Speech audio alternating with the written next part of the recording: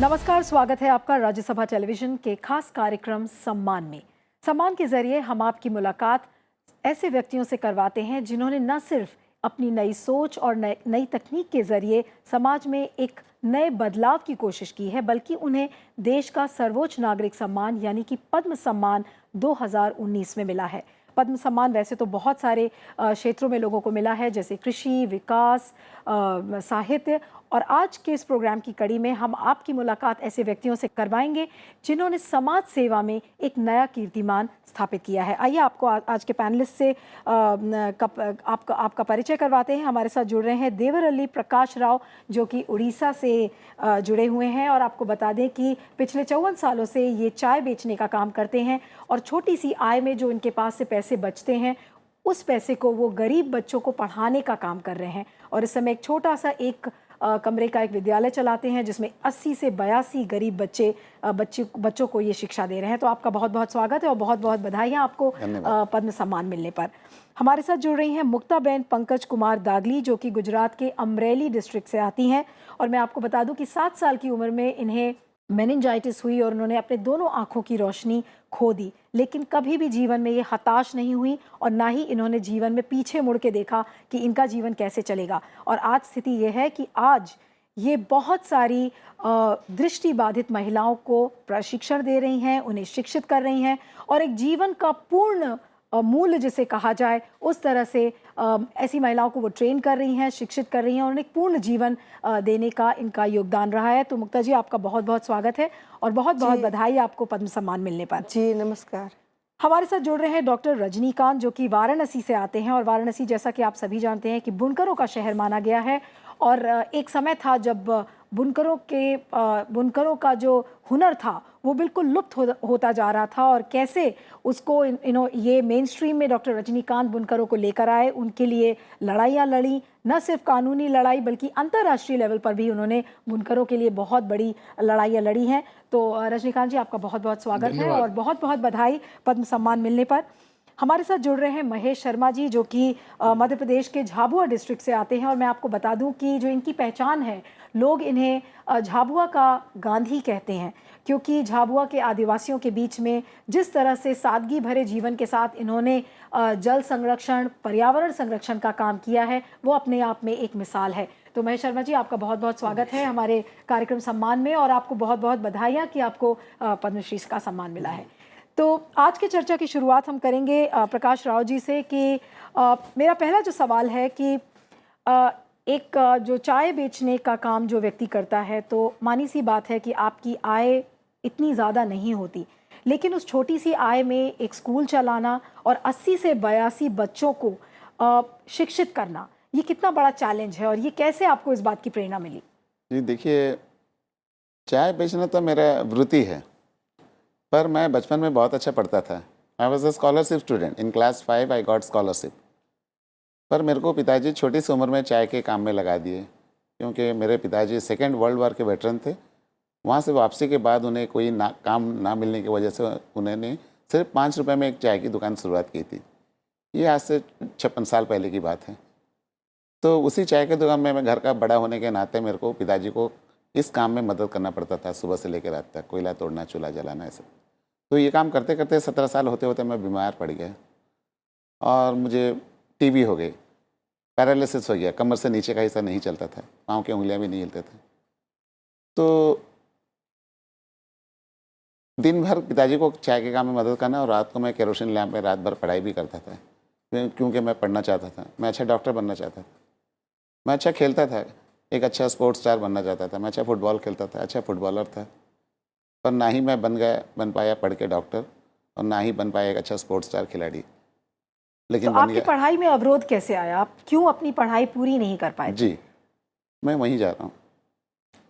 तो ना बना डॉक्टर, ना बना अच्छा स्पोर्ट्स स्टार खिलाड़ी, बन गया लेकिन चाय वाला। ये शायद भगवान की मर्जी थी, उन्होंने कुछ बेहतर सोच रखा था मेरे लिए। आज मैं ये चाय वाला बनकर मैंने जो कुछ भी पाया है, शायद वो बनता है जो मैं चाहता था, तो इतने सम्मान का अधिकारी ना होता। मेरे मन में आज कोई अफसोस नहीं है कि मैं हर रोज़ चाय बेचता हूँ, 2,500 से 3,000 रुपये का चाय बेच लेता हूँ, क्योंकि मैं चाय ही नहीं बेचता हूँ, चाय तो बहुत लोग बेचते हैं। मैं उसके साथ थोड़ा श्रद्धा भी जैसे पेश करता हूँ। लोगों के मनपसंद की चाय बेचता हूँ। जैसे एक आदमी को देखते ही मैं एक अंदाज़ा लगा लेता हूँ कि इस व्यक्ति को किस तरह की चाय देनी चाहिए। एक मेहनत मजदूरी करने वाला हो तो उसको कड़क मीठा चाय देता हूँ और ज़्यादा चीनी भी होता है तो उसके लिए वो चाय ठीक है। पर एक अच्छा इंटेलेक्चुअल पर्सन आता है तो उसके उम्र के हिसाब से उसको बिना चीनी की हो या कम चीनी की हो या उनके पसंद की चाय जिस तरह की चाहिए मैं वो अंदाज़ा लगा लेता हूँ और हर तरह की चाय बेचता हूँ। तो ये चाय बेच के ही मैं कमा लेता हूँ जितना।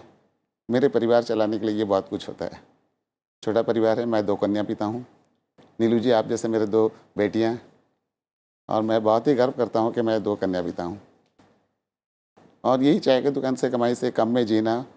और जो मैं अच्छा पढ़ता था पढ़ नहीं पाया, इसलिए मैं सोचा जहाँ मैं रहता हूँ वहाँ के पास को लगी हुई है बहुत बड़ी बस्ती, झुग्गी झोपड़ियों की बस्ती। कटक शहर एक झुग्गी झोपड़ियों की बस्ती होती है, स्लम सिटी। तो वहाँ के बच्चे जो हैं वो पढ़ते नहीं है, स्कूल नहीं जाते हैं और उनके माँ बाप जो होते हैं वो कटक शहर को सेवा देते हैं। जैसे मैं एक रिक्शा बुला के बैठ जाऊँ देनाईबिका में बाबू बाबू कहलाता हूँ, पर कभी उसे ये नहीं पूछते हैं कि रे बाबू तेरा बच्चा पढ़ता है, स्कूल जाता है, ये नहीं पूछते हैं। जल्दी चलो, बस स्टॉप चलो, रेलवे स्टेशन चलो। रास्ते पे जाते हैं तो मुंह में हंकी लगा के जाते हैं, हमारी तरह इंसान जो नाला सफाई करता है। उनके बच्चे बिल्कुल स्कूल नहीं जाते हैं या उनके मन में ये भी नहीं आता कि बच्चे को स्कूल भेजा जाए। ये उनके लिए एक साथ सपना होता है। और अगर वो बच्चे अगर स्कूल को भेजते हैं तो उनको ऐसा लगता है कि उनको खाना कौन खिलाएगा। वो समझते हैं कि मेरा बच्चा है, मैं इसको अगर काम में लगा दूँ कम उम्र में तो मेरा एक रोज़गार का साधन बन जाएगा। तो यही सोच रहती है वहाँ के माता पिताओं की। तो मैंने सोचा अगर ये बच्चे स्कूल नहीं जाते हैं तो इनके पास एक स्कूल आना चाहिए। और इसी सोच से आपने ये स्कूल शुरू किया। बिल्कुल, बस। तो कितना बड़ा क्लासरूम है जहाँ पर अब बच्चों को शिक्षित करते हैं? जी, देखिए ये जो अभी जो स्कूल है वो एक 15 बाई 20 की एक छोटी सी कमरा है। उसी स्कूल में 80 से 82 बच्चे एक ही कमरे में पढ़ते हैं और उनको वहाँ की अवस्था की देखकर मैंने ऐसे व्यवस्था की है, सारी व्यवस्थाएँ उनके लिए होती है। जैसे वहीं पे टॉयलेट है, बाहर जाना ना पड़े, वहाँ पे अच्छा एक्वागार्ड की पानी भी दिया जाता है। बिल्कुल बच्चों को उस कमरे से बाहर जाना ही नहीं है।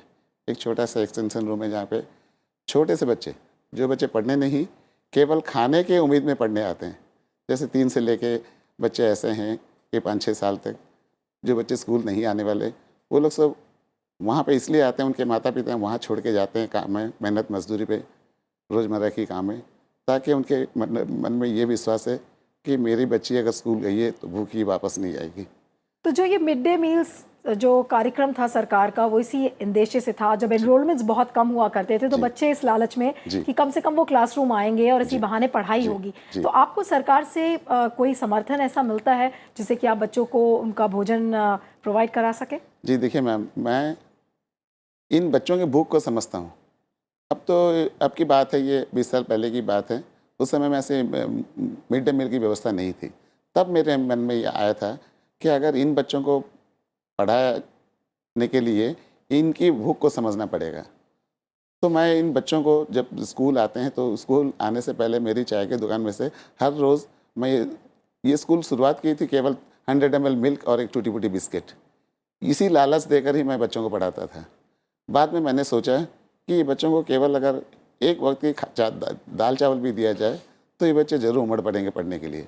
और यही सोच मेरे मन में आई थी, जबकि सरकार की ऐसी व्यवस्था कुछ नहीं थी। उस समय से ही मैं अपने हाथों से पका के इनको दाल चावल देना शुरू किया। आज मेरे बच्चे इतने खुशी खुशी आते हैं, उनको ऐसा महसूस होता है जैसे वो कोई उत्सव मनाने जाते हैं या कोई मेला में जाते हैं, ऐसे लगता है उन्हें, और उमड़ पड़ते हैं। जो नहीं आने वाले बच्चे वो भी वक्त से पहले आके स्कूल में खुशी खुशी पहुँचते हैं। तो मुझे बहुत खुशी होती है क्योंकि मैंने उनकी भूख को पहचाना। कभी मेरे को भी खाना ना मिलने की वजह से, पोषक ना होने की वजह से मुझे टीबी हो गई थी। तो कभी आपको इस बात की उम्मीद थी कि इस काम के लिए आपको पद्मश्री से सम्मानित किया जाएगा? जी मैडम, देखिए मैंने मन में कोई मेरी आशा नहीं थी, पर मेरे को ये महसूस होता था कि अगर मैं ना अच्छा पढ़ पाया तो आज मैं इन बच्चों में अपने आप को देखता हूँ, ये पढ़ते हुए बढ़ते हुए। आज खुशी खुशी बच्चे जब अच्छा यूनिफॉर्म पहन के साइकिलिंग करके हाई स्कूलों में जाते हैं, कॉलेजों में जाते हैं, तो मुझे बहुत खुशी होती है मैम। और इसी को शायद निस्वार्थ सेवा कहते हैं। और जो सबसे चौंकाने वाली बात यह है कि एक छोटी सी आय में आपने एक अपनी सोच से कि किस तरह से उन छोटे बच्चों को एटलीस्ट जो गरीब बच्चे हैं उनको शिक्षित किया जाए, ये अपने आप में ही एक बहुत बड़ा योगदान है और बहुत बड़ा कीर्तिमान है अपने आप में राव साहब। मुक्ता बहन, आपके पास आऊँगी कि जब 7 साल की उम्र में आपने अपने आँखों की रोशनी खो दी थी, तो शायद कोई भी लड़की होती आपकी जगह तो वो ये सोचती कि अब जीवन कैसे चलेगा। तो आपके लिए जीवन उस समय कितना कठिन था और आगे की प्रक्रिया आपने कैसे उसको आगे बढ़ाया? जी, जब मेरी दृष्टि चली गई तो मुझे बहुत दुःख मैं महसूस करती थी।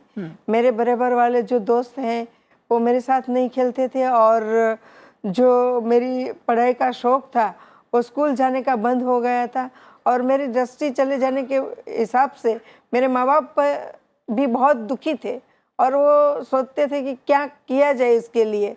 इस बीच एक भांजी भाई करके ब्लाइंड टीचर मेरे घर आए और घर वालों को बहुत समझाया, मगर लड़की को बाहर भेजने के लिए घर वाले तैयार नहीं थे। तो मुझे पढ़ाई का बहुत शौक़ था, मैंने ज़िद की कि मुझे जाना है पढ़ने के लिए, इसलिए घर वाले मान गए और भावनगर में मेरी पढ़ाई शुरू हुई।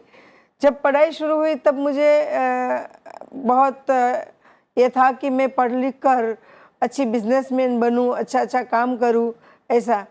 मगर मेरे साथ जो पढ़ाई करने वाली लड़कियां थी उनकी तकलीफ़ें देखकर मुझे ऐसा हुआ कि मुझे नेत्रहीन लड़कियों के लिए कुछ करना है जी। और 14 साल में मैंने संकल्प किया कि मैं पढ़ लिख कर ऐसी एक संस्था खोलूँगी, ऐसी स्कूल खोलूँगी कि जहाँ उनका सर्वांगी विकास हो और कोई तकलीफ़ें न हो। तो ऐसा BA B.Ed होने के बाद मैंने ये सेवा का काम शुरू करने के लिए सोच रही थी और अमरेली मेरा वतन है, नेटिव है, जहाँ एक ब्लाइंड स्कूल है, उसमें मेरा काम शुरू हुआ।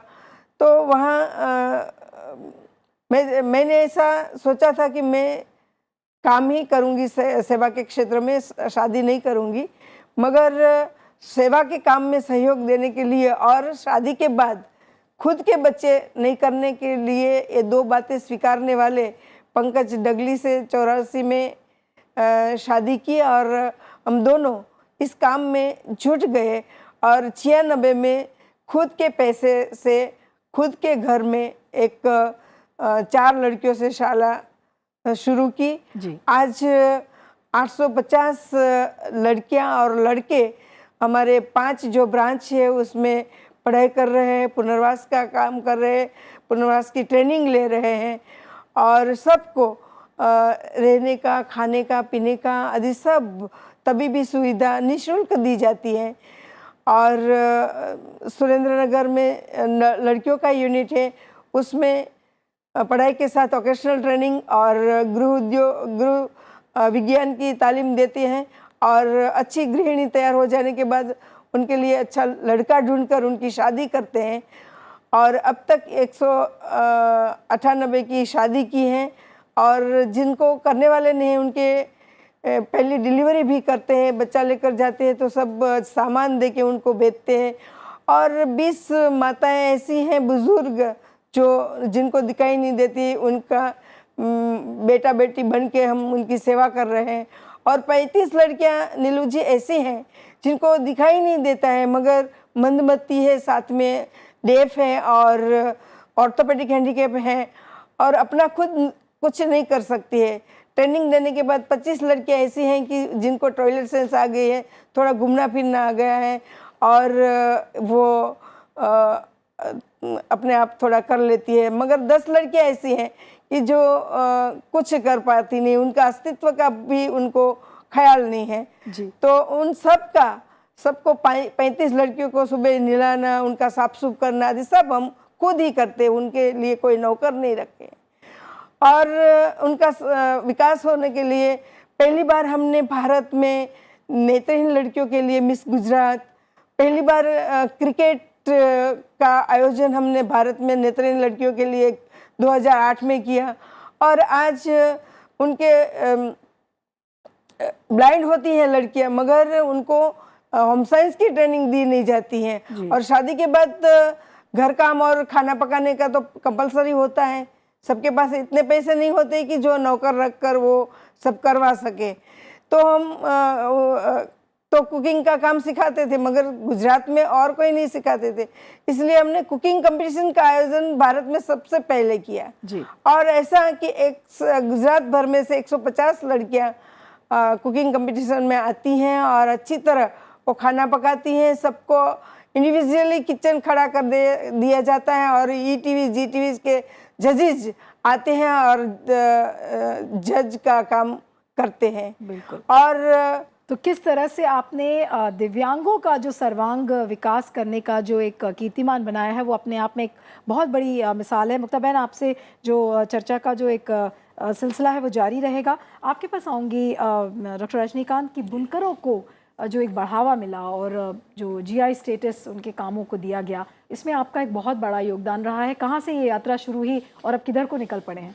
देखिए, ये यात्रा शुरू हुई, जो हमारा गांव है मिर्ज़ापुर जनपद में चुनार के पास माफी जलालपुर, वहाँ बचपन बीता। बाबूजी के साथ चले गए गोरखपुर में, एक जगह बढ़लगंज है, उस कॉलेज के वो लगभग संस्थापक रहे। पोस्ट ग्रेजुएट कॉलेज के लंबे समय तक वो प्रिंसिपल रहे जी। और श्री लक्ष्मीकांत जी। स्नातक वहाँ से हमने किया। बाद में चंद्रशेखर आज़ाद कृषि विश्वविद्यालय में सॉइल्स एंड एग्रीकल्चर केमिस्ट्री से वो मास्टर डिग्री करने चले आए। वहाँ पूरा करके बनारस हिंदू विश्वविद्यालय में महामना के छत्रछाया में चले आए। वहाँ पे हमने पीएचडी किया और वहीं पे हमने गंगा वाटर पोल्यूशन में हमने काम किया 5 साल तक। ओके। उसी दौरान जब ग्रामीण क्षेत्रों में हम लोगों ने पर्यावरण प्रदूषण के मुद्दे को लेकर जाना शुरू किया, तो महिलाएं जो महाजन के चंगुल में फंसी थी, उनको कैसे बाहर निकाला जाएगा, ये भी एक दिमाग में चिंतन शुरू हुआ।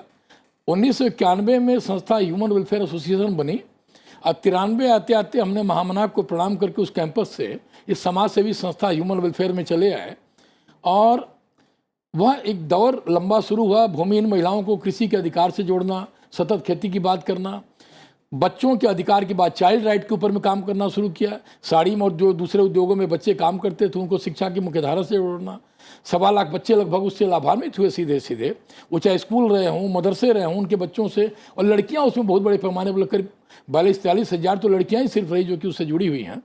उसी समय बनारस का जो पूरा इलाका है, जो अगल बगल जो जनपद हैं, जो 9 जनपद हैं विशेष करके, तो साड़ी का एक बड़ा कारोबार, बनारसी साड़ी जो पूरी दुनिया में विख्यात है, बनारस का ब्रोकेट जो पूरी दुनिया में विख्यात है, तो उसमें एक तो उसकी समृद्ध परंपरा रही।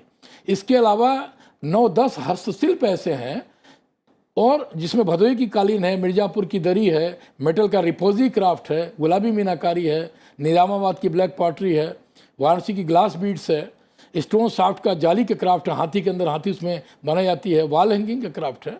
तो ये इतनी चीज़ें हैं। अब ये चिंता थी कि WTO के एग्रीमेंट के बाद जब विश्व बाजार खुला तो तमाम देश घात लगा के बैठे हुए थे, जिन्होंने बनारस सहित हिंदुस्तान के बाजारों में नकली उत्पादों को डालना शुरू किया।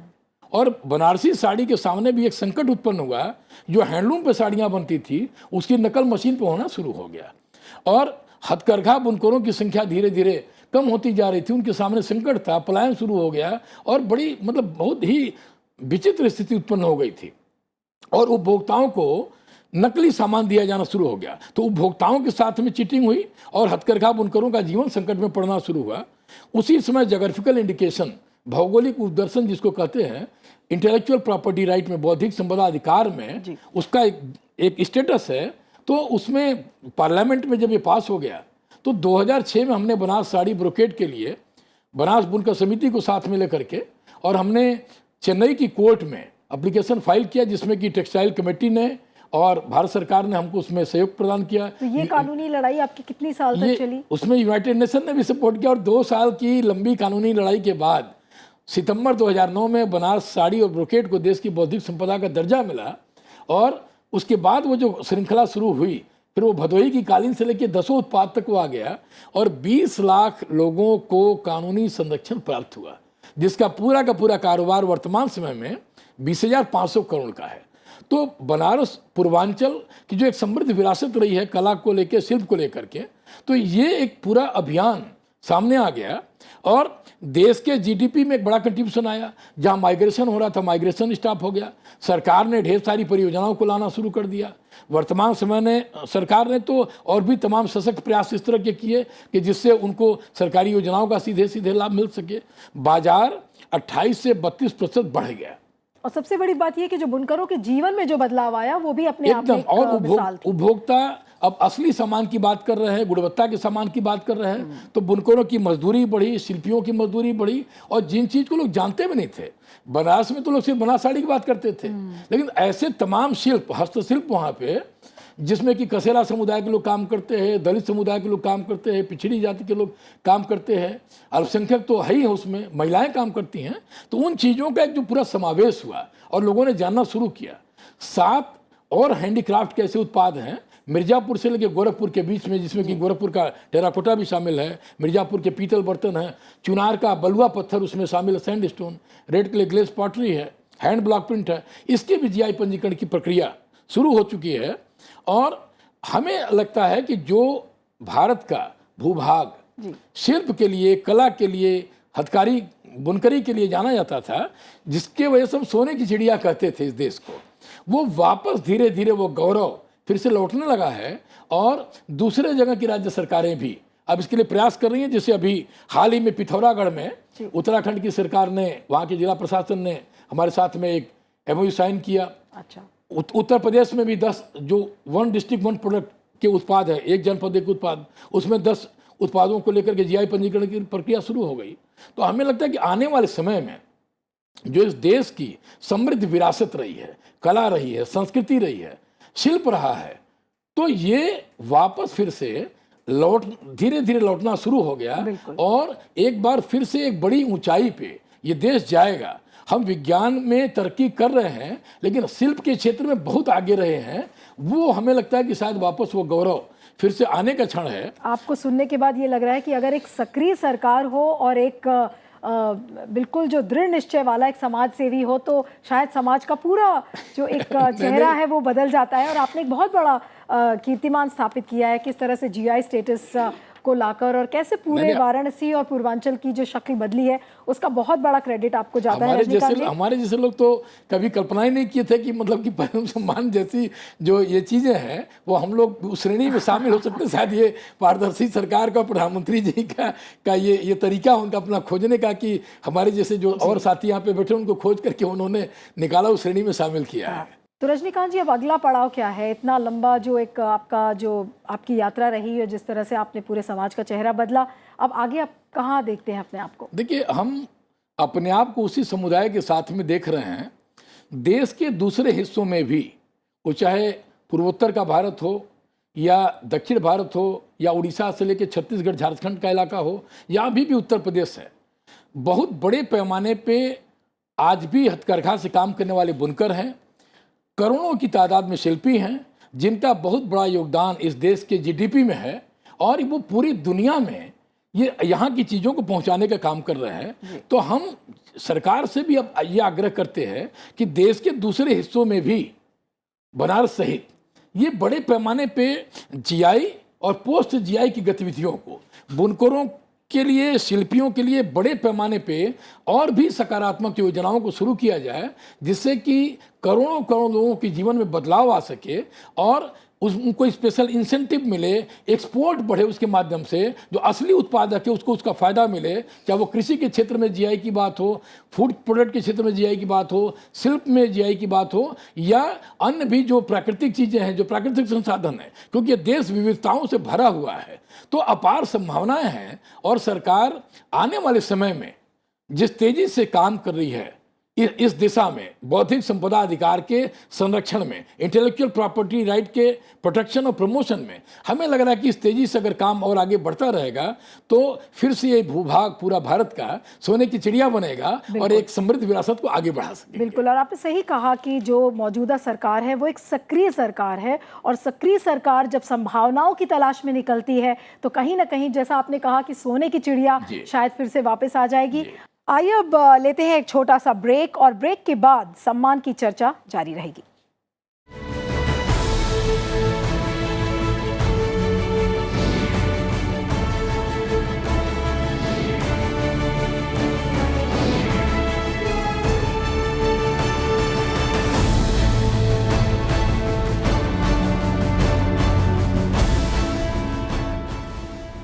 ब्रेक के बाद आपका स्वागत है एक बार फिर से हमारे खास कार्यक्रम सम्मान में। और एक बार फिर से बता दें कि सम्मान के जरिए हम आपकी मुलाकात ऐसे व्यक्तियों से करवाते हैं जिनको 2019 में पद्म सम्मान मिला है। अलग अलग क्षेत्रों से अलग अलग हस्तियों से आपकी मुलाकात करवाते हैं। और आज के हमारे एपिसोड में जिन लोगों ने समाज सेवा में नया कीर्तिमान स्थापित किया है उन लोगों से हमारी चर्चा जारी है। और अब बात करेंगे महेश शर्मा जी से, जो कि झाबुआ से आए हुए हैं। और जैसा आप सभी को पता है कि झाबुआ एक आदिवासी इलाका माना जाता है, अति पिछड़ा इलाका माना जाता है। तो वहाँ पर आदिवासियों के बीच में रहकर पूरे झाबुआ की जो तस्वीर महेश शर्मा जी ने बदली है, महेश शर्मा जी से उसके बारे में सुनेंगे कि क्यों झाबुआ, आप दातिया से चलकर झाबुआ तो तक गए, तो उसका कारण क्या था, प्रेरणा स्रोत क्या था और किस तरह से आपने उस जगह की तस्वीर बदली। दतिया ज़िले से मेरी यात्रा प्रारंभ हुई। मैं एक छोटा सा गांव है घुघसी, वहाँ मेरा जन्म हुआ और मेरे माता पिता ने मुझे पढ़ने के लिए दतिया ज़िला भेजा। और वहीं मेरा विद्यार्थी जीवन में हायर सेकेंडरी स्कूल में विद्यार्थी परिषद से संपर्क आया। वहाँ मुझे सामाजिक चेतना की जो बातें थी वो विस्तार से समझने को मिली। और फिर मैं 1977 में राष्ट्रीय स्वयंसेवक संघ में जाने लगा। और वहाँ के लोग जो थे, उनका जीवन, उनका विचार, उनकी देशभक्ति से मैं प्रभावित हुआ और मैंने अपने पूरे जीवन भर में देश के लिए काम करने का संकल्प लिया। और वो मेरी दतिया से यात्रा प्रारंभ हुई तो विविध प्रकार की जिम्मेदारियां मुझे मिली संघ की तरफ से। और उस जिम्मेदारी में विद्या भारती और वनवासी कल्याण परिषद में आने के कारण मैं झाबुआ पहुंच गया।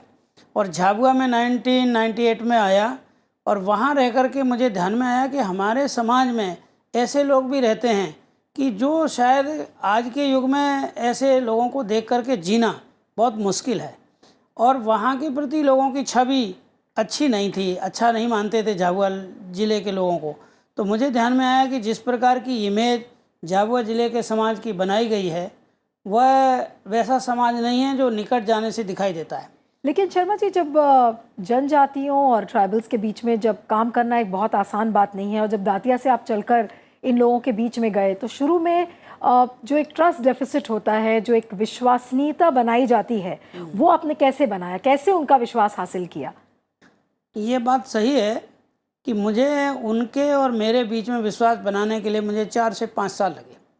और वे 4 से 5 साल लगने के लिए जितने भी प्रकार की उन्होंने मेरे प्रति विश्वास करने के लिए परीक्षाएं ली होंगी, मुझे ऐसा लगता नहीं कि परीक्षाएं ली, पर मैं बार बार अनुभव करता था कि जिस समाज से मैं गया था वो गैर आदिवासी समाज कहलाता था, उसके प्रति उनमें बहुत ज़्यादा शंकाएं थी। और मेरे प्रति भी थी कि मैं क्यों आया, मेरा क्या स्वार्थ है, मैं किस तरह से यहाँ रहना चाहता हूँ और यहीं क्यों रह रहा हूँ। तो ये सब बातें मैं ध्यान में रख कर के ये सोचा कि आखिर विश्वास हो जाता है नए नए व्यक्तियों में भी। तो मैं 4 से 5 साल तक जब उनके घरों में जाने लगा, गांव में बैठने लगा, उठने लगा, और 4-5 साल के बाद उनका मेरे प्रति विश्वास बढ़ने लगा। और विश्वास बढ़ते बढ़ते इस 5 साल में मुझे ये भी ध्यान में आया कि इसकी जो इमेज बनाई हुई है बिल्कुल उल्टी बनाई हुई है कि ये लोग असभ्य हैं, पिछड़े का मतलब आर्थिक दृष्टि से तो पिछड़े हैं, सच बात है। ये हमारे भारत की प्रगति की तुलना में वो आज भी 50 से 70 साल पिछड़े हैं। लेकिन बाकी जो हमारी भारत की सांस्कृतिक सभ्यता है उसमें उनके सामाजिक जीवन मूल्य बहुत अच्छे हैं।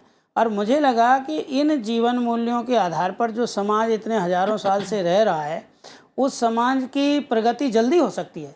और इसलिए फिर हमने ऐसे कार्यक्रमों का आयोजन शुरू किया, उनके साथ मिल करके उनकी समस्याओं को जानने की कोशिश की। तो जो समस्याएं हम लेकर के जाते थे कि जैसे अभी आजकल चलता है शौचालय नहीं है या पढ़ाई लिखाई की कमी है, तो ये कमियां तो दिखती हैं लेकिन उनकी समस्याएं बिल्कुल अलग थी। वो तो स्वाभिमान के साथ बोलते थे कि हमारे पास यदि पानी मिल जाए तो हम बहुत कुछ आर्थिक प्रगति कर सकते हैं। तो इसलिए जो पानी की समस्या थी वो एक बड़ी समस्या थी, पूरे हिंदुस्तान में बढ़ रही थी। और जंगल कट गए थे, जंगलों के विषय में भी ये बोला जाता था कि आदिवासियों ने काट दिए। पर मुझे ध्यान में आया कि आदिवासियों के घरों में वैसी लकड़ियाँ सागौन की बड़ी बड़ी यदि कटती तो रहना चाहिए थी। वो लकड़ी आपको उनके किसी वो मिली नहीं, किसी घर में नहीं मिली। तो मुझे लगा वो लकड़ी गई कहाँ, वो तो व्यावसायिक दृष्टि से बिक गई, बहुत बड़े बड़े शहरों में धनपतियों ने खरीदी है। तो मुझे लगा कि ये तो घरों में चूल्हा जलाने के लिए जो सूखी लकड़ी गिर जाती वो सही लेते थे। तो व्यावसाय कटिंग इतनी ज़्यादा हुई कि सारे जंगल उजड़ गए। तो इसको फिर से बसाना चाहिए और वही समृद्धि का कारण बन सकता है। और इसलिए जल और जंगल और ज़मीन, ये तीन का संवर्धन की बात मेरे मन में आ रही थी। और ये उन्होंने भी यही बात कही कि हम जल हो जाए तो हमें किसी के साथ हाथ फैलाने की ज़रूरत नहीं है, जंगल हो जाए तो हमें किसी से कुछ मांगने की जल, फॉर एग्जांपल जल का जो आपने उदाहरण दिया, वो कैसे जल संरक्षण की शुरुआत कैसे हुई? क्या आपने उनके ही रिचुअल्स, उन्हीं की जो धारणाएं थी, उनसे मदद लेके आपने जल संरक्षण किया? बड़ी इंटरेस्टिंग सी लगती है ये बात, कैसे किया आपने जल संरक्षण वहाँ पर? मैं जिस संस्था में हमने बनाई बाद में, शिव गंगा समग्र ग्राम विकास परिषद, और मैं वनवासी कल्याण परिषद में जब आया तो मेरा संपर्क हर्ष चौहान जी से हुआ। वो मैं उसमें महामंत्री था प्रदेश का और वो मंत्री थे। लेकिन मुझे कुछ दिनों में पता लगा कि वो जनजाति के ही हैं और धार जिले के रहने वाले हैं। और वो बोलते बहुत कम थे, पर उनने ध्यान दिलाया ये बातें कि आप हमारा विकास करना चाहते हो और पूरे आदिवासी समाज का विकास करना चाहते हो, पर कभी आपने सोचा कि आदिवासी विकास की समस्याएं क्या है? और फिर मैंने उनके विषय में जब जानना शुरू किया तो वो IIT दिल्ली से 1984 में M.Tech हैं और उन्होंने सर्विस नहीं की। उन्हें बहुत अपॉर्चुनिटी थी शासकीय सेवा में जाने की, व्यवसाय प्राइवेट संस्थाओं में जाने की, लेकिन 1984 के समय से भी उन्होंने सर्विस नहीं की। तो मैंने ये पूछा उनसे, तो उन्होंने कहा हमारे समाज की जो समस्याएं हैं वो हल होना चाहिए और वो कैसे हल हों इसके लिए मैं खोज रहा हूँ। और आप भी इसको देखिए कि ये समाज कितना अच्छा है और इसके बारे में धारणा कितनी खराब है। और उस समय उन्होंने ये बात कही कि जल एक इतनी बड़ी समस्या है और झाबुआ, धार, अलीराजपुर ज़िले ऐसे हैं कि जो सबसे ज़्यादा पानी रोका जा सकता है। लेकिन ये केवल सरकार के बल पर नहीं रोका जा सकता, इसके लिए जनजातीय समाज आगे आ सकता है। और जबकि हम सुनते रहते कि आदिवासी तो साथ ही नहीं देते। तब फिर जब मैंने गांव-गांव जाना शुरू किया तो उनकी एक परंपरा है हलमा। जिस हलमा को वो व्यक्तिगत, कोई व्यक्ति कष्ट में आ जाए, संकट में फंस जाए, तो उसको दूर करने के लिए पूरा गांव इकट्ठा होता था। अच्छा। और वो गांव इकट्ठा होकर के उसका कष्ट निवारण कर देता था। बदले में कोई मांग नहीं चाहता था, इवन धन्यवाद की भी इच्छा उसकी नहीं रहती थी।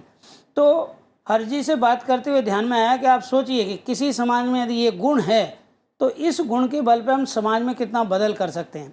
तब फिर हमने वो पर्यावरण का जो संकट था, जो एक व्यक्ति का भी था, गांव का भी था, देश का भी था और पूरे दुनिया का ही होगा था ग्लोबल वार्मिंग के रूप में, तो हमने गांव के प्रबुद्ध लोगों से, जो उनको अलग अलग नाम से जानते हैं, तड़वी है, गांव के बुजुर्ग, अन्य लोग हैं, कि क्या हम व्यक्ति के दुख की जगह अपने गांव का ही दुख दूर करने के लिए हलमा बुला सकते हैं क्या?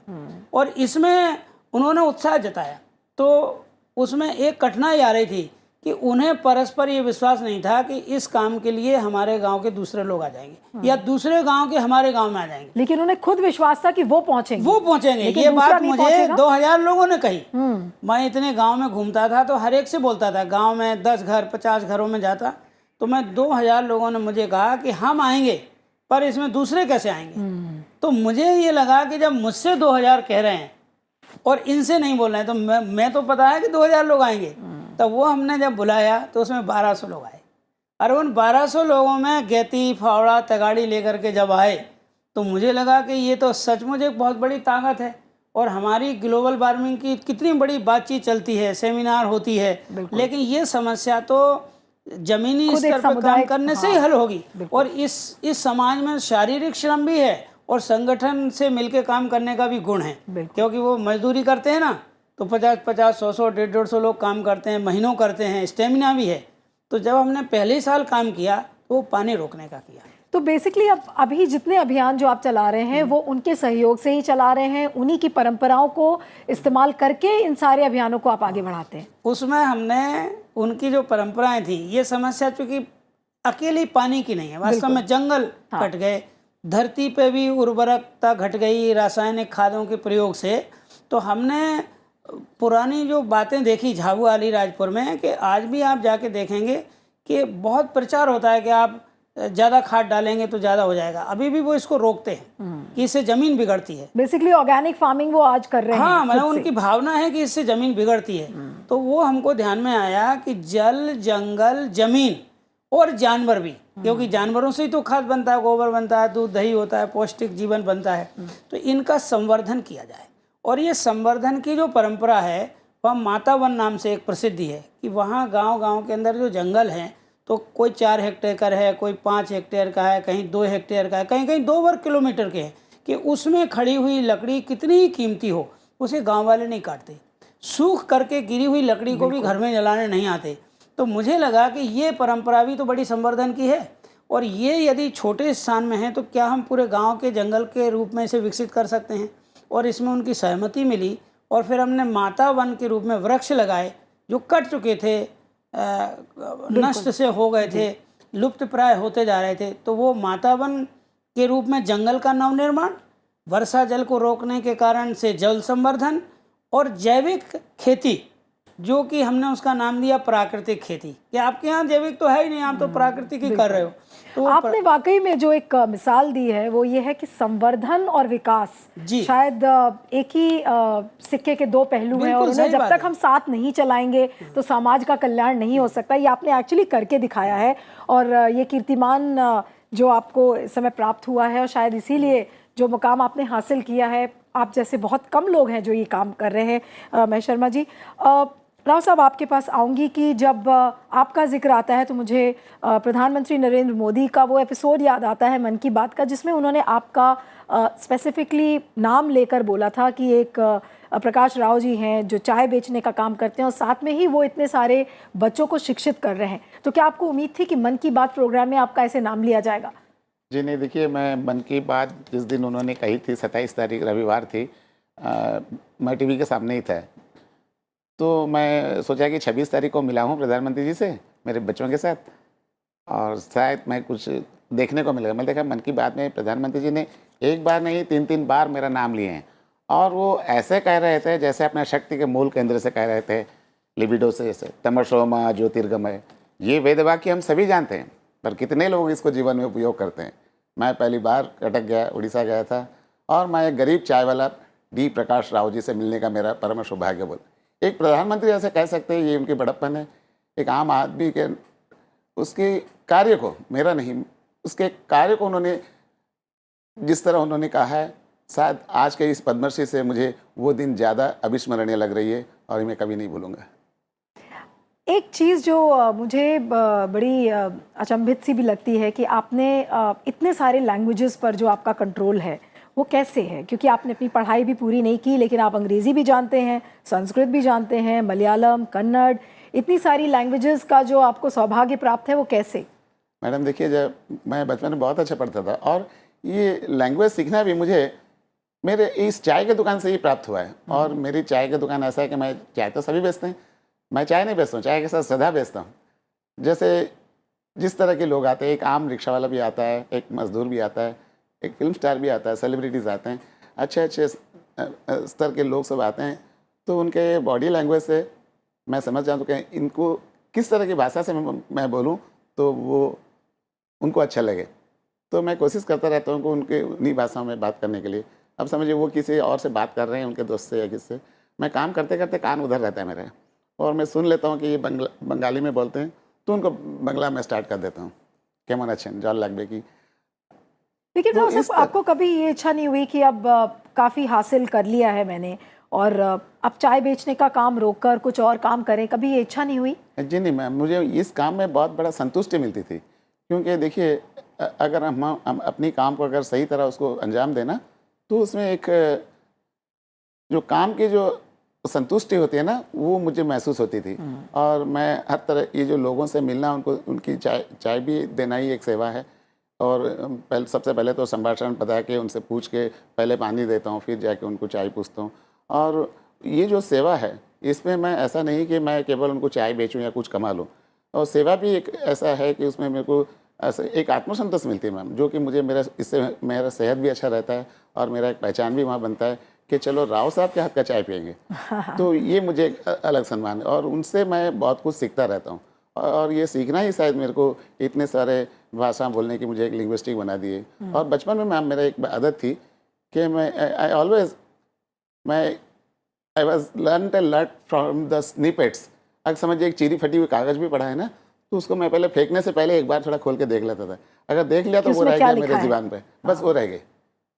आज भी 50-55 साल पहले की बात है, मैं एक दुकान पे गया, उसको थोड़ा सा 10 रुपए का मैंने उसको मिक्सचर मांगा, तो उसको लिया मैंने, जिसको 12 मजा उड़िया में कहते हैं, तरह की मिक्सचर होती है, उसको मैंने, मेरी आदत, उसको खाया।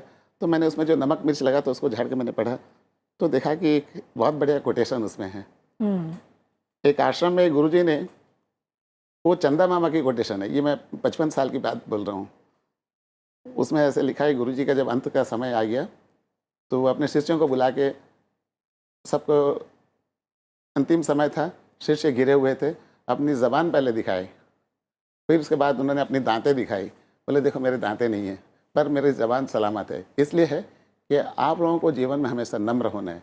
हर इंसान के लिए ये लागू होता है कि इंसान को हमेशा जीवन में नम्र होना है और दयावान होना है। मेरे दांत नहीं है, इससे आप लोगों को यही सीखना चाहिए कि इसने जीवन में बहुत कुछ उत्पाद किया है तभी ये नहीं है। आज मेरी जबान जैसी थी वैसे है। तो आप लोग जीवन में ऐसे नम्र होना है, दयावान होना है, तभी आप जीवन में इसी तरह हमेशा अगले टिके रहेंगे। तो वो चीज़ आज भी मेरी ताज़ा है। तो ऐसे स्निपेट से ये लर्न जो मॉडल है जो आपके स्कूल का, कि आप एक कमरे में आज 80 से 82 बच्चों को पढ़ा रहे हैं, तो क्या इच्छा नहीं होती कि अब उड़ीसा से बाहर भी जाएं, कुछ इस तरीके के, अगर आपको राज्य सरकार या केंद्र सरकार इस तरीके का समर्थन दे, तो क्या आप ऐसा स्कूल और जगह नहीं खोलना चाहते? जी तो मैम, दोगे ये सब मैं करूं या ना करूं, पर वो तो मुझे अभी भी मिल रहा है। आज देखिए ना, मैं आपके सामने हूं, और कल ही मैं गया था एक इंस्टीट्यूशन में, एक बहुत बड़ी IT कॉलेज में, मैं अपनी जीवन की कथा, जो मेरी एक मोटिवेशनल स्पीच देने के लिए मुझे आज भुवनेश्वर हो या उड़ीसा के कोने कोने से मुझे बुला रहे हैं, और वो लोग बोलते हैं कि आपने जीवन में जो कुछ भी सीखा, ये सब मेरी, पता नहीं क्या मैं कहूँ, पर जहाँ भी मैं कुछ बोलता हूँ तो मेरे हर लाइन्स पे there is a message, there is a बोलते हैं ना, for the world, for the people, for the society. हर लाइन में ऐसा लगता है कुछ ना कुछ में मैसेज जाती रहती है। No, definitely. Your life itself is a message, yes, and it teaches देखिए a ना lot. मैम, मैंने बहुत कुछ पढ़ाई नहीं किया, पर मेरा जो जीवन, मेरा जो अनुभूति है वही जाके बांटता रहता हूँ, और मुझे स्टैंडिंग ओवेशन भी मिलती है। Absolutely. So, education is important, but yes, humanity I think is more important. That's yes, what your life says. बिल्कुल मैम, बिल्कुल आपने सही कहा नील मैम। जो जीवन में अच्छा आदमी बनने के लिए कोई डिग्री की ज़रूरत नहीं है। शायद वो मेरे जीवन में यही प्रतिफलन हुआ है कि आज मैं हिंदुस्तान घूम रहा हूँ। मुझे कितनी प्रेरणा मिल रही है इस समय आपसे बात करके, आप ये सोचिए। मुक्ता बहन, आपसे जानना चाहेंगे कि आपने जो दृष्टि बाधित महिलाओं के लिए काम किया है, लेकिन अब आप साथ साथ बहुत सारे पुरुषों को भी इसमें जोड़ रही हैं, तो अब अगला पड़ाव आपका क्या है? कैसे देखती हैं अपना जीवन अब आगे का? जी, अभी महिलाओं के लिए तो हो रहा है, उसमें भी हम बढ़ावा करना चाहते हैं, और साथ साथ अभी हमारा फील्ड यूनिट दूसरा चल रहा है, उसमें 400 बच्चे पढ़ाई कर रहे हैं, ब्लाइंड, MR, ऑर्थोपेडिक हैंडीकैप और डेफ। अच्छा। और उन सब बच्चों को रिसोर्स टीचर पढ़ाने के लिए जाते हैं, और सबको अपनी अपनी स्टैंडर्ड की किताबें, नोटबुक, कंपास और स्कूल बैग, यूनिफॉर्म आदि सब उनको प्रोवाइड करते हैं और पढ़ाते हैं 12वीं तक। और तीसरा हमारा यूनिट है जो बेरोजगारी को टालने के लिए, पढ़ाई करने के बाद भी रोजगार नहीं मिलता है, और जो कम पढ़े लिखे हैं उनको भी रोजगार की तकलीफ है। तो हमने सोचा कि ऐसे अपने गांव में जाके वो बैठे रहेंगे तो कैसे चलेगा। तो मोरबी नाम का एक डिस्ट्रिक्ट है जहाँ फ्लोरिंग टाइल्स बनती हैं जी, तो उधर हमने बच्चों को, लड़कों को बुला के अलग अलग फैक्ट्रियों ऑनर को रिक्वेस्ट करके काम पे लगाया। मगर दूसरा प्रॉब्लम ये हुआ कि 6-7 हज़ार में उनका पूरा नहीं होता था, खाना पीना, रहना आदि, आना जाना सब। तो वर्किंग हॉस्टल हमने शुरू किया, और उसमें सबको रहने की सुविधा पूर्णतः की, और सुबह उनको टिफ़िन दिया जाता है और शाम को फुल डिश, और आने जाने के लिए 2-3 बसें रखी हैं, रिक्शाएं हैं, और उसमें से जो लेकिन मुक्ता बहन, जो करते ये जो जिस मॉडल की आप बात कर रही हैं मुक्ता बहन, ये इसको आप सस्टेनेबल कैसे बनाती हैं? फाइनेंशियली कैसे वायबल होता है ये? वो कितना समर्थन आपको राज्य से प्राप्त होता है इसके लिए? नहीं, वो इस प्रोजेक्ट में तो राज्य से कुछ प्राप्त नहीं होता है। अच्छा। सिर्फ दाताओं से चंदा करके ही ये काम चलता है हमारा। अच्छा, हाँ, तो ये तो जो आपको इतना चंदा मिल जाता है कि आपका जो पूरा ये मॉडल है ये सक्सेसफुली चल सके, या इसमें अभी बहुत कुछ सुधार की भी गुंजाइश है? जी है। जो हम चाहते हैं वो ईश्वर कृपा से और समाज की सहायता से हो ही जाता है। हाँ, और ये जो लड़के अच्छी तरह सेविंग करते हैं, अच्छे संस्कार के होते हैं, तो उनकी शादी भी कर देते हैं और उनको शादी के बाद एक फ्लैट भी छोटा सा दिया जाता है ताकि वो अच्छी तरह अपना जीवन जी सके कम इनकम में। तो ये हमारा रोजगार दिलाना और उनका पुनर्वास करना और उनको लग्न जीवन में प्रस्थापित करना का संपूर्ण पुनर्वास का काम हम करते हैं, जो भारत में इसका कोई नमूना नहीं है। और दूसरा ऐसा ही काम हमने महाराष्ट्र और गुजरात की बॉर्डर उमरगांव में शुरू किया है। वहाँ भी बहुत अच्छी तरह हमारा काम अभी चल रहा है। वहाँ 50 लड़के अभी शुरू ही किया है और बहुत बड़ी जगह है उधर भी, मोरबी की तरह। और 5वां हमारा जो प्रोजेक्ट है कॉलेज में पढ़ाई करने वाले लड़कों के लिए, तो पहले ऐसा था कि कोई सुविधा नहीं थी, 12वीं तक ऐसे स्कूलों में पढ़ लेते थे, कॉलेज के लिए कोई सुविधा नहीं थी और माँ बाप जो है उनके लिए इतना खर्चा करने के लिए तैयार नहीं होते हैं क्योंकि उनकी और से कोई लाभ मिलने वाला नहीं है, ऐसा सोचकर। तो ऐसे लड़कों ने हमें रिक्वेस्ट किया कि ऐसा कुछ कॉलेज के बच्चों के लिए किया जाए। तो हमने तुरंत ही किराए पे मकान लेकर कॉलेज की हॉस्टल शुरू कर दी। अभी 80 लड़के कॉलेज में, नॉर्मल कॉलेज में जाकर पढ़ाई करते हैं। उसमें गोल्ड मेडल भी कई बच्चों को मिला है और MBA भी बने हैं लड़के, ब्लाइंड होते हुए भी। और अभी सरकार से हमने ज़मीन मांगी है।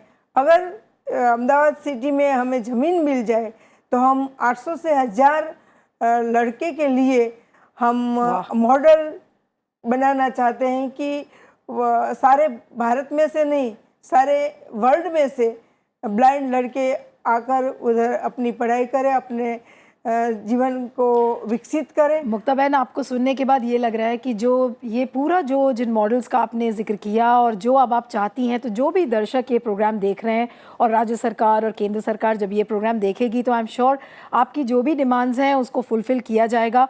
और मैं इतना ही कहना चाहूँगी कि आप जैसी दूरदर्शिता बहुत ही कम लोगों में होती है और आँखों में आपके रोशनी भले ही भगवान ने छीन ली हो, लेकिन जिस तरीके से आप दूसरों के जीवन में रोशनी फैला रही हैं, भगवान आपको एक लंबी उम्र दे और आई एम श्योर आपका ये जो कारवा है एक सक्सेस का, एक सफलता का, वो चलता रहे। तो आपके साथ बहुत बहुत हमारी शुभकामनाएं हैं पूरे राज्यसभा टेलीविज़न की और आप इसी तरह से चलती रहें। जी रजनीकांत जी, आपसे बात करेंगे कि अब आपका अगला पड़ाव क्या है। आपने इतना काम बुनकरों के लिए किया और जो महिलाएं जो भूमिहीन महिलाएं थीं उनके साथ आपने जुड़कर और उनके जीवन में एक बहुत बड़ा रोल प्ले किया। तो अब अगला क्या और क्या मैसेज देना चाहेंगे? देखिए, सरकार ने इधर 5-7 साल के अंदर में, विशेषकर ये जो कार्यकाल सरकार का चल रहा है, जिस तरह से बुनकरों शिल्पियों के लिए जो काम किए गए, और सिर्फ बनारस या पूर्वांचल में नहीं बल्कि देश के अलग अलग हिस्सों में भी, पूर्वोत्तर राज्यों में भी और दक्षिण में, पूरब में, तो यहाँ की वो शिल्प की, हथकारी की कला की, बिनकारी की कला की जो विरासत रही है उसको आगे बढ़ाने के लिए एक बड़ा प्रयास हुआ। और देश की बौद्धिक संपदा में बहुत बड़ी तादाद में ये उत्पाद शामिल हुए GI पंजीकरण के द्वारा, जोग्राफिकल इंडिकेशन जिसको बोलते हैं, भौगोलिक उपदर्शन। आने वाले समय में राज्य सरकार को, प्रदेश सरकार को, ये दोनों को मिल करके देश की बौद्धिक संपदा को बचाने का और बढ़ाने का एक बड़ा रोड मैप तैयार करना चाहिए।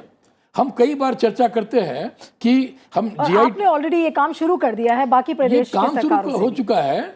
उत्तराखंड में भी, पिथौरागढ़ में, वहाँ के जिला प्रशासन ने, वहाँ की राज्य सरकार ने हमारे साथ में ये काम को शुरू किया है। उत्तर प्रदेश के अंदर में जो एक जनपद एक उत्पाद है, वहाँ पे उनके उत्पादों को लेकर के ये काम शुरू कर दिया गया है। और इसी चीज़ों को, इसी प्रक्रियाओं को आगे लेके जाना चाहिए जिसमें कि लाखों नहीं करोड़ों लोग को उसका सीधा फायदा होगा। और उसमें दलित हैं, पिछड़े हैं, वंचित हैं, शोषित हैं, लेकिन उनके हाथ में हुनर है। और वो चाहे कृषि के उत्पाद हैं, खाद्य पदार्थ के उत्पाद हैं, प्राकृतिक चीज़ें हैं, संसाधनों से भरा हुआ ये देश है। तो इसका हमको अधिक से अधिक इस्तेमाल, सरकार को एक रोड मैप तैयार करके कायदे से काम करना चाहिए और पूरी दुनिया में अपने यहाँ की समृद्ध विरासत को फिर से आगे लेके जाना चाहिए, ताकि आने वाले समय में ये सरकार के प्रयास से, प्रदेश के प्रयास से, लोगों की भागीदारी से फिर से ये भूभाग पूरा का पूरा सोने की चिड़िया के रूप में जाना जा सके, जिसके लिए भारत सैकड़ों हजारों साल पहले जाना जाता था। बहुत अच्छा कहा आपने। और शायद जो इस समय वक्त की ज़रूरत है कि एक सक्रिय सरकार हमारे पास है, और सक्रिय सरकार के साथ अगर ऐसे दृढ़ निश्चयी समाज सेवी भी हों तो देश का कल्याण, देश का जो विकास है वो बिल्कुल राइट ट्रैक पर है, ये मैं ज़रूर कह सकती हूँ। महेश शर्मा जी, चलते चलते प्रोग्राम को विराम देने का टाइम हो रहा है। आपसे जानना चाहूँगी आपकी क्या मैसेज है इस समय। एक मुकाम आपने हासिल किया है, एक उदाहरण के तौर पर आपका जीवन है इस समय, आप सभी का जीवन है इस समय उदाहरण के तौर पर पूरे देश, पूरे संसार के सामने। क्या कहना चाहेंगे ऐसे मौके पे, क्या संदेश देना चाहेंगे लोगों को? मैं सोचता हूँ कि जो जनजातीय समाज है पूरे भारत में है, वो गुण संपन्न समाज है और बहुत शक्ति संपन्न भी है अंदर के गुणों से। समाज में भी गुण हैं, लेकिन वो है वंचित। उनके तरफ जिस ढंग से ध्यान देना चाहिए था, जिस ढंग से उन्हें समझना चाहिए था, वहाँ भी सभ्यता है और शहरों में भी सभ्यता है, पर वो सभ्यता को हमने कपड़ों में आंकना शुरू किया। जीवन मूल्यों में आंकना चाहिए था उस समाज की। और यदि हम इसको देखेंगे तो उसकी स्ट्रेंथ के आधार पर वो भारत को बहुत शक्तिशाली बना सकते हैं। वो भार नहीं है, वो हमारे भारत की शक्ति है, जैसे हम सारे लोग हैं।